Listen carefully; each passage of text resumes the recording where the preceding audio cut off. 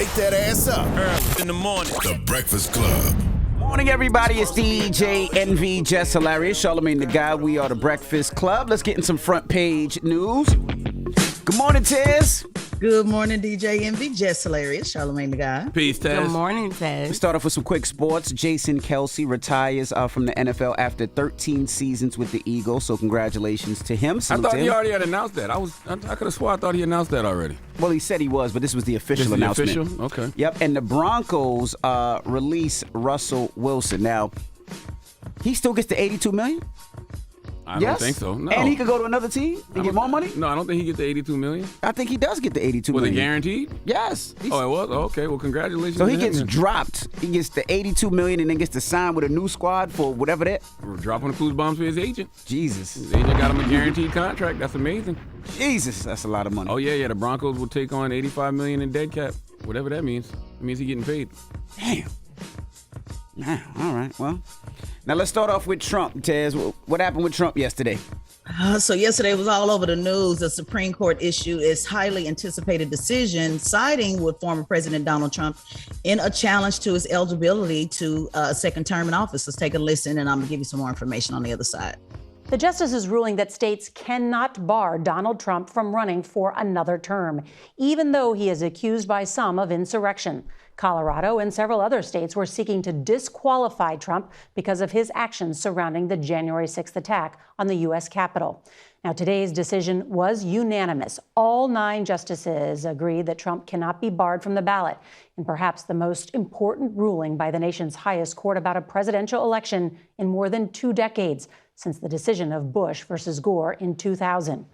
This is the key paragraph of the ruling. States may disqualify persons holding or attempting to hold state office, but states have no power under the Constitution with respect to federal offices, especially the presidency. Oh, no surprise there. That's Trump's Supreme Court. He appointed 3 members of the court. That's his. I don't think That's true. I don't think there's too much that Supreme Court won't side with him on. That's true, but let's make sure, that we're clear about the 3 liberal justices also voted, sided with this as well. And this is what they had to say on why. And this is a real complicated thing, and I'm trying to make it as simple as possible for the family so they can kind of follow, because it is a lot. But this is what the liberal justice had to say and why they decided to go this way. Take a listen. The court's 3 liberal members say the court's majority went too far. Justices Sonia Sotomayor, Elena Kagan, and Ketanji Brown Jackson expressed frustration in a concurring opinion, saying the decision protects Donald Trump from, quote, future controversy.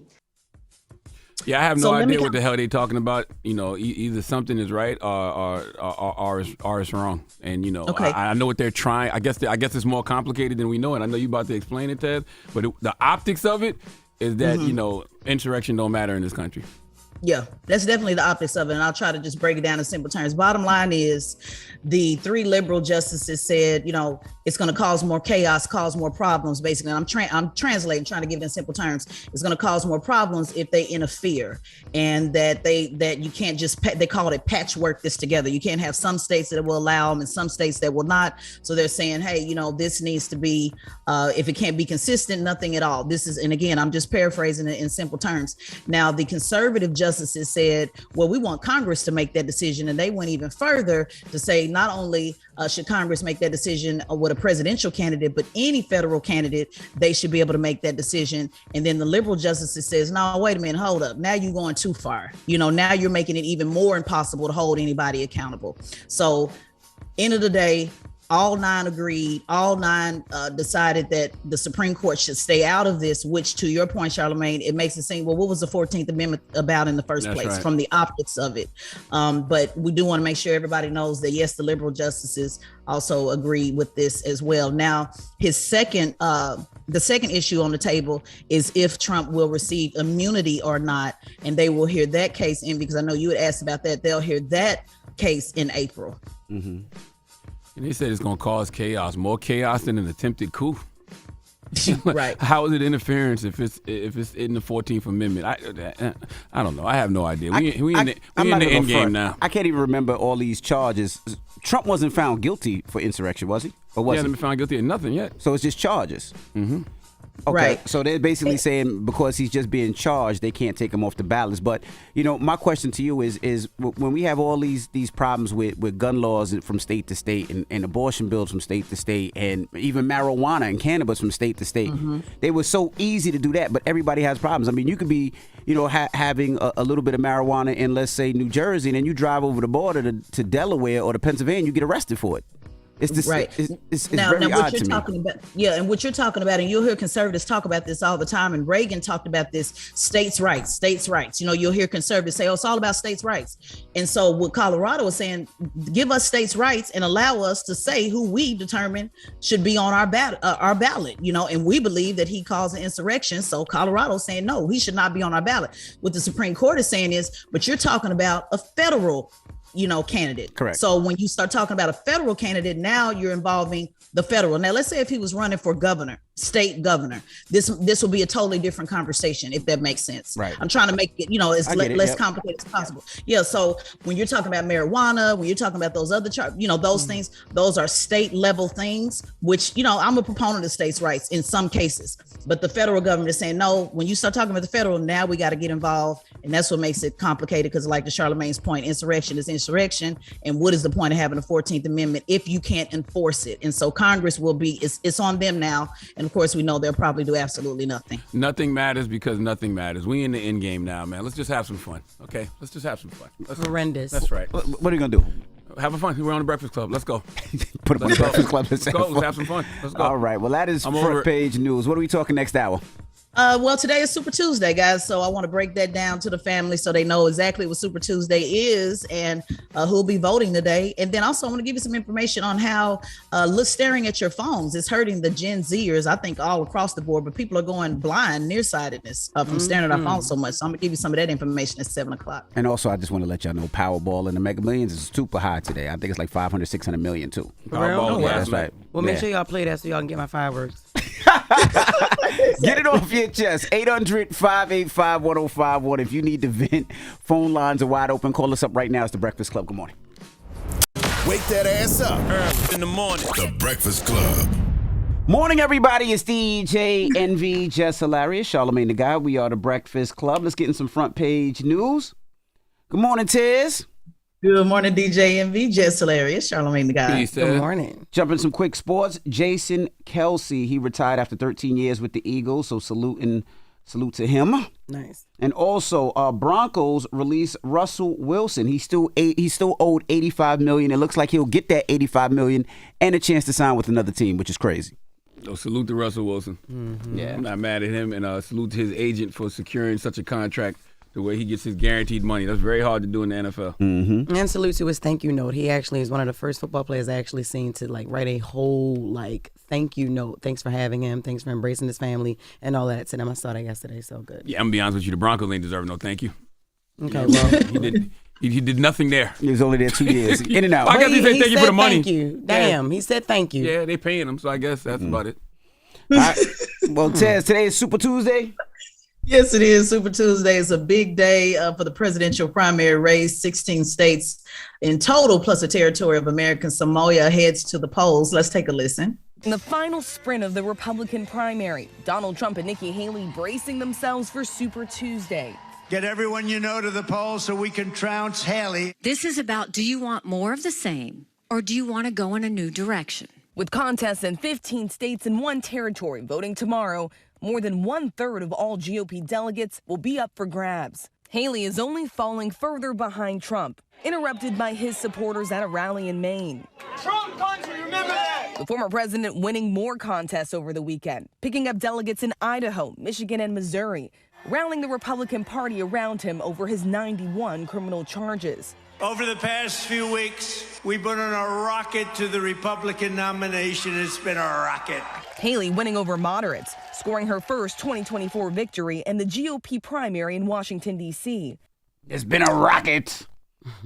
Now, just for clarity, the report said 15 states, but it's actually 16. And I just want to give you that information. Alabama, Alaska, Arkansas, California, Colorado, Iowa, Maine, Massachusetts, Minnesota, North Carolina, Oklahoma, Tennessee, Texas, Utah, Vermont, and Virginia, and the one U.S. territory, Samoa. So I just want to make sure we get that clarity in there. Now tonight, could bring former President Donald Trump and President Joe Biden significantly closer to clinching the nomination, but they may not get all of those delegates tonight. So we'll see, how that works out. But Trump faces former South Carolina Governor Nikki Haley, and Biden is running against long shot candidates, Representative Dean Phillips and Marianne Williamson. So they're still on some ballots in some of the states, guys. But, obviously we know it's more than likely, going to go to Joe Biden. Now, Governor Nikki Haley signed an RNC pledge, a Republican pledge at the beginning of this that said she would support whatever nominee would win, but now she's changed her tone on that. Take a listen.